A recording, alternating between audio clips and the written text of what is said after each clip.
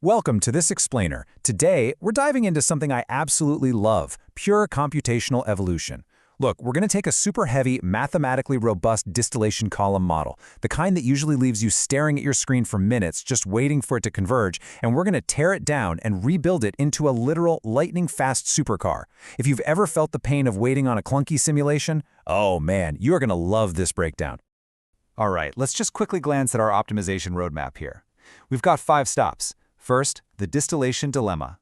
2, escaping the Jacobian tax. 3, the power of sparsity. 4, zero memory, maximum speed. And finally, number 5, the equation-oriented future. Let's jump right in. So, part 1, the distillation dilemma.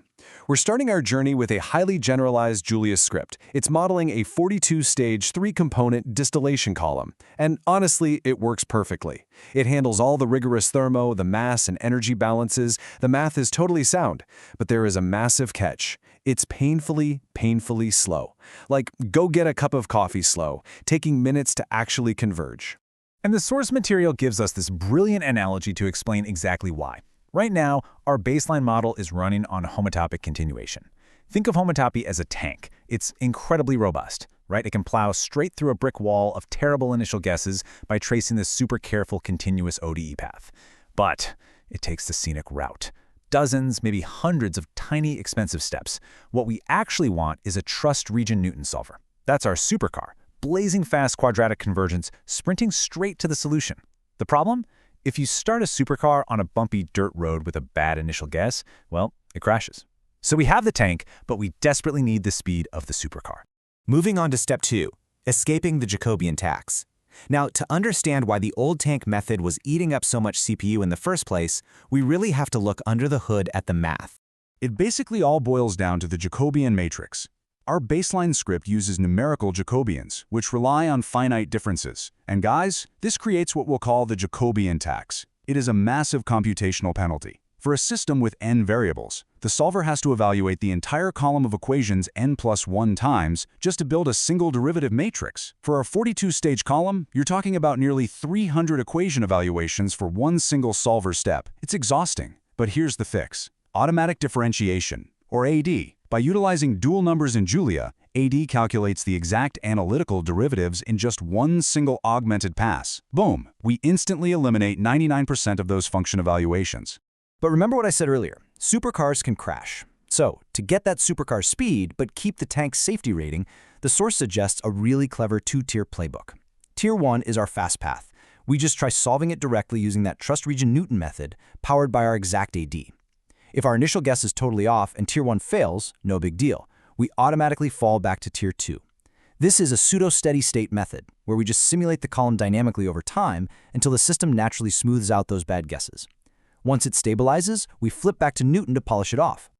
All right, so we plug in AD, we set up our trust region solver, and we hit run. The first optimization drops the solve time down to 14.14 seconds. Now, okay, that sounds like a modest improvement. But wait, there's a hidden secret here. 96.3% of those 14 seconds, that was entirely eaten up by Julia's just-in-time compiler building the specialized machine code. It's a literal one-time compilation tax.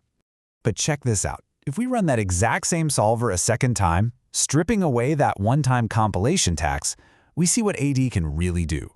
Our warm start solve time plunges from minutes down to a staggering 0.27 seconds. Just let that sink in. We're solving a rigorously modeled 42-stage distillation column in literally the blink of an eye. Okay, section 3, the power of sparsity. Because, guess what? We are nowhere near done. Let's see what happens when we exploit the actual mathematical structure of this column to build even more momentum. Think about how a column works. The mathematical interactions are highly localized. Stage 1 really only cares about stage 2. It has absolutely zero interaction with the liquid composition all the way down on stage 40. Because of that, our Jacobian matrix is block tridiagonal. And what that means for our giant 296 by 296 matrix is that it is 97.81% completely empty space. Our original dense solver was wasting massive amounts of compute power and memory just analyzing and calculating literal zeros. So we fix it by introducing structural sparsity. Using a package called symbolics.jl, we pass these dummy variables through our equations to map out exactly where the few actual non-zeros live. From there, sparse diff tools uses graph coloring algorithms to group together variables that don't interact. So instead of calculating derivatives for every single variable individually, the solver perturbs the independent ones simultaneously. It compresses what would be hundreds of AD passes into just 4 to 6 matrix colors. And the result? This single elegant structural tweak totally crushes our already fast 0.27-second time down to an unbelievable 36 milliseconds. And the best part? Because it's sparse, if we scale this monster up to, say, 150 stages in 10 components, the compute time would scale almost linearly, instead of exploding cubically. Section 4. Zero memory, maximum speed. We are so close to the finish line here. The math is exact, the matrix is sparse, but we've got one final granular software bottleneck left to clear out. See, in our current code, every single time the solver evaluates the equations, it creates and allocates a brand new array in memory to hold the results. If you do that thousands of times per solve, it creates this massive memory allocation overhead that eventually triggers the dreaded garbage collector. So we rewrite our core function to be strictly in place. We pass in an empty pre-allocated array and tell the code to directly mutate it. By doing this, we bypass all that overhead, dropping our memory allocations during the solver's inner loop to literally zero. And there it is. By combining exact AD, graph coloring, and zero allocation in-place mutations, we hit our final supercar speed, 9 milliseconds. 9! This represents the absolute peak of mathematical efficiency. There is virtually no computational performance left on the table. Which brings us to Section 5, the equation-oriented future. Because, as the source points out, this whole exercise, it isn't just about making one specific script run fast. It actually represents a massive macro-level shift happening right now in modern chemical engineering. For decades, major simulators had to rely on legacy inside-out algorithms.